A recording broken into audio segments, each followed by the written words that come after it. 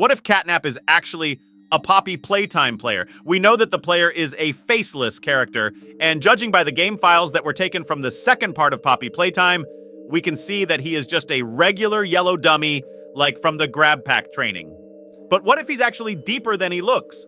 The player is a determined individual who returns to the factory where people went missing 10 years ago and continues on their journey. Their determination seems to stem from redemption, as it is implied that they played a role in the experiments. They are very intelligent as they effectively use the environment to their advantage, whether it be moving around, solving puzzles, or fighting monsters. The player also has more of an escape instinct than a fight instinct. They often run away from monsters and only fight back when cornered and given a chance. The player used to work for Playtime Company when the company was active. But at an unknown time, they were presumably fired or laid off by the company because they either left their job to work for another company that makes more money, were replaced by another employee, or were laid off.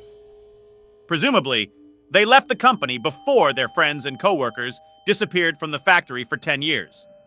In 2005, the player receives an anonymous letter inviting them to return to the factory to find the company's employees, with a drawing of a poppy marking the location they must find. The message is also accompanied by a yellow VHS cassette tape with a tempered version of a vintage Poppy commercial. After watching the videotape, the player decides to return to the factory to find his missing coworkers and friends. But who could have sent that anonymous letter? Poppy couldn't have done it, as she was imprisoned in her glass-walled box at the time. And I think that Catnap is actually Poppy Playtime player, but from a parareal reality. Why do I think that? Because a lot of facts point to it. As we know, or maybe some don't know, Catnap is Theodore Gramble. Theodore Gramble was an orphaned test subject who was going to be turned into Catnap as part of the Bigger Bodies initiative. His name was first mentioned in a transcript submission document in Chapter 3 of the Interactable ARG. According to documents found in Chapter 3 Interactable ARG, Theodore was a troubled orphan who caused his counselors concern. Theo appears to have had few friends in Home Sweet Home, except for one invisible companion whom Joel Sinclair initially thought was imaginary. Judging from his interactions with his counselors and subsequent events, Theo, aka Catnap, was stealthy. He was able to steal a GrabPack 2.0 with 2 green hands before escaping from Home Sweet Home at night, without being caught by security, and was also able to break into Joel's office during his lunch break. It is possible that it is in the parallel reality that Theodore, that is, the player, did not become a victim of the experiments, did not become an underling, and did not become Catnap.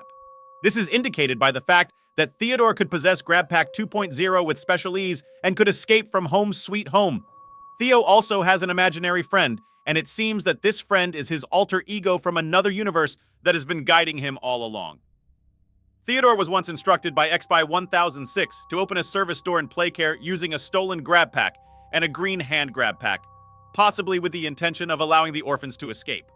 However, due to his young age and lack of experience, Theodore was electrocuted by the green GrabPack's hand and required immediate medical attention. Joel Sinclair and Thomas Clark discussed the incident over the phone and eventually concluded that Theodore's clearly imaginary friend was at fault, as it took 2 people to operate the technical door. Thomas also claimed to have seen Theodore's friend. Despite Theodore's injury, his rebellious activities continued, eventually leading to his transformation into Catnap.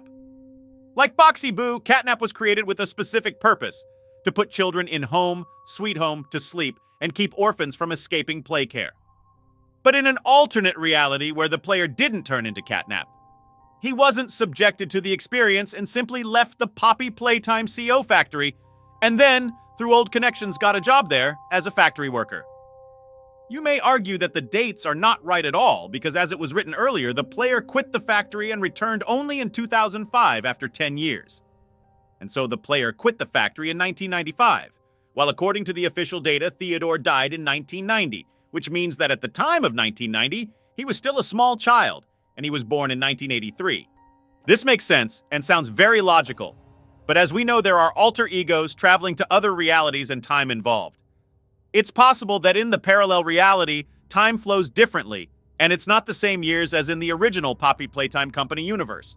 Also further proof is the death screens in the 3rd chapter of Poppy Playtime, and it goes something like this: a bow to the prototype. Isn't he beautiful? And also, burn this place to the ground. Get up. We need revenge. Stand up. Innovation is key. We are born again. Perhaps in that reality where Theodore didn't become Catnap, moved into the original universe we know, and knowing his character, you could see that he wouldn't tolerate that happening to him and the others. That's why he had the courage to go back to the factory and sort it all out, meeting his main enemy himself, Catnap.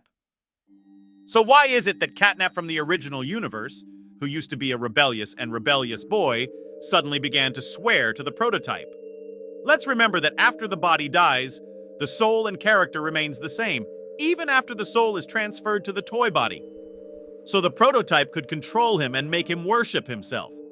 And maybe that's also why he came back. The universe in which all the horrors at the factory happened is a mistake.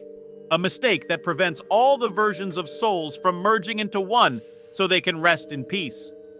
Also, in addition, there are a bunch of theories that Catnap is actually alive and the prototype didn't kill him. And that quite possibly gives even more room to speculate on what the fourth installment of Poppy Playtime will be like. I hope you enjoyed this video, and I would sincerely love to hear your feedback in the comments. If you liked it, don't forget to put a like so I can realize that the content is interesting and useful to you. Also, if you want to stay up to date with new interesting videos, I recommend subscribing to the channel. It will help you not to miss any exciting videos in the future. Thank you for your support.